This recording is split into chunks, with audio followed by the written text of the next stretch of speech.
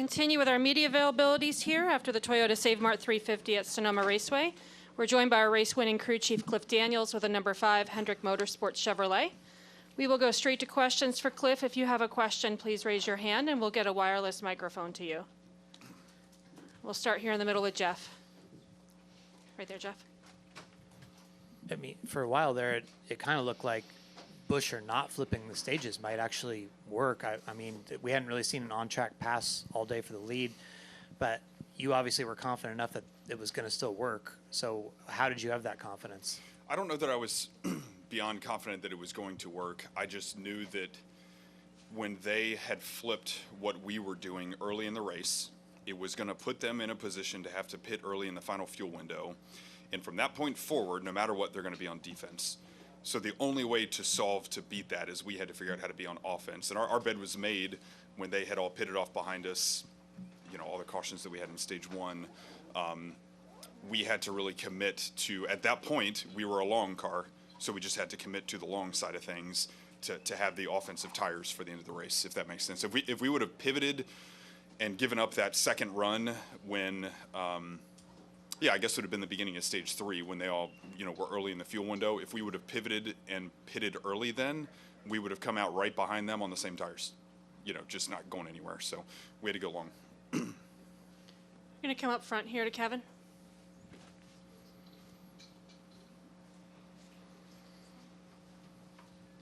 Hey, Cliff. Hey, it seemed like the definitely all the cautions the whole race. It seemed like everybody was kind of thrown off on that end. But once Kyle got pitted and started coming down to chase everybody, it seemed like he really on turn 11 gained at least a second every time he went down there. Was that planned or anything, or that just let Kyle drive the car? Yeah, like I just mentioned, we knew that the only way we're going to get back ahead of some of those guys that had kind of flipped the strategy on us is to have, you know, fresher tires by some amount. You know, it was hard to know the right number, 10 laps, 15 laps, 20 laps, whatever the right amount of, you know, freshness on our tires as compared to them. But once it kind of cycled through that way and we had the clean track, you know, the way the field had spread out by that point and we kind of cycled through, I knew that with, you know, new tires and a lot of grip in them, Kyle was going to be really fast. I thought our car was, you know, in the mix of a top 5 car. Didn't know that it was a winning car at the time, but luckily the disparity of the laps on tires is what helped us get up to them. Yeah. Any additional questions for Cliff? We can go back to Jeff. And we'll go to Bob in the back after that. How, when you don't really know, I mean, the way this race played out is very unpredictable because of the amount of cautions, especially in the next-gen era of road courses. I mean, this amount of cautions is like unheard of. Yeah, it's unprecedented, really. Yeah, so like, are you going into it saying, all right, if there's not very many cautions, we do this. If there's one in the, I mean, to have 8 in the first 2 stages, is there any contingency for that? Are you deciding that on the fly and seeing how it changes? Really good question, and part of the reason that I like that you're asking that is because it was so unexpected for us. None of our conversations hinged on how many cautions were we going to get. It was all, you know, with a repave, do you get tire blisters? You know, do your tires go 15 laps? Do they go 30 laps? And the unknowns were more on the tire side of things, and knowing how to strategize around that, 2-stop or 3-stop really for the whole day. You know, do you short both stages and, you know, pit on the fuel number in stage 3, or do you try to hit the true fuel numbers to 2-stop the whole race? With tires being the factor of uncertainty, we never thought that cautions, you know, even a yellow here or there at a next-gen road course race, okay, but not so many cautions. So that was actually fun because it changed everything everybody had in their mindset for how to understand pace, fall off, all those things, that it just changed the factors that you had to solve for. And people could do things differently. You know, we were completely off script with the way that we called the race, but that was fun. Go to Bob. Bob Hockris, Fox Sports. Did you consider the strategy that some others were on? And if so, like, do you like the idea of Kyle more on the attack versus fuel mileage? Both. Honestly, both. We considered when those guys were pitting, you know, whether it was leading up to stage 1, during stage 1, right after stage 1, at the start of stage 2, of course we had considered pitting that whole time, but you're still looking at your green flag, laps run, to yellow flag laps run ratio. We just didn't have that many laps on our tires. And every time you would take off, you still had really good pace. And so at that point, you were pushing your fuel windows far enough so that under green in stage 3, you weren't going to have to take 2 cans of fuel, which we still didn't have to do. So we knew we could have the advantage of a faster stop time running deeper into stage 3 and having fresher tires, to your point about giving Kyle fresher tires. It was going to put us more in an offensive situation than a defensive situation.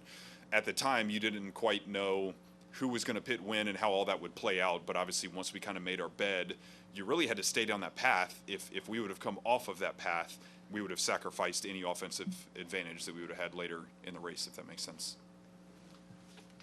Going to go over here to the right to Adam. Adam Carabine, RacingRefresh.com. In practice, you did have an extended practice just to get a better sense of the repave. It didn't seem like many teams went longer than 15 laps on a set of tires. Were you concerned just keeping them out there longer on a set of tires? We did see some blistering and stuff like that. Were we concerned that that was going to be an issue? Yeah, of course. And a couple points that I'll touch on there. I think part of the reason that people didn't go as long as you would have expected in practice is because we just don't get that many opportunities with a full open practice to change springs and geometry and other things. So you take this opportunity to go learn. So a lot of us had planned changes that were outside of our weekly impound style changes. So, back to your question, without cars running that many laps in practice because we were all kind of in R&D mode to a point, you just didn't see the number of laps on tires to know, is blistering a thing, is wear a thing. You just didn't quite have the data to go off of to understand that. So that's where, back to one of Jeff's questions earlier, we all had the question mark going into the race, more on the side of tire life, tire blisters, some of the repave factors, not necessarily the caution flag factor, that ultimately we saw today. Go to Jonathan and wrap up with Cliff. Jonathan on 3.com, right here, Cliff. It seems that neither you or Kyle get too high during races and stuff. Like nice, calm, collected. Does it feel like you two mesh well that way, where you kind of keep each other calm, or is it just the nature of both of you? I think we've had enough seat time together to know that, as long as we can stay together, stay connected to overcome whatever may or may not be going our way, that we can typically fight through to have a good result, have a solid finish. And, there was some intensity and some concerns just with the way the strategy played out today, and rightfully so from him, trying to understand what was going around him, who was ahead of him on what tires, who was behind him on what tires.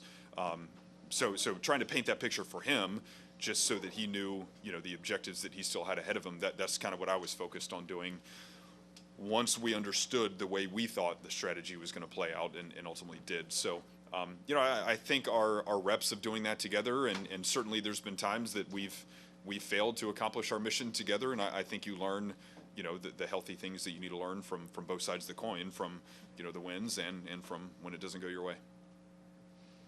All right, Cliff, congratulations on the win today. Thanks for joining us. Thank you.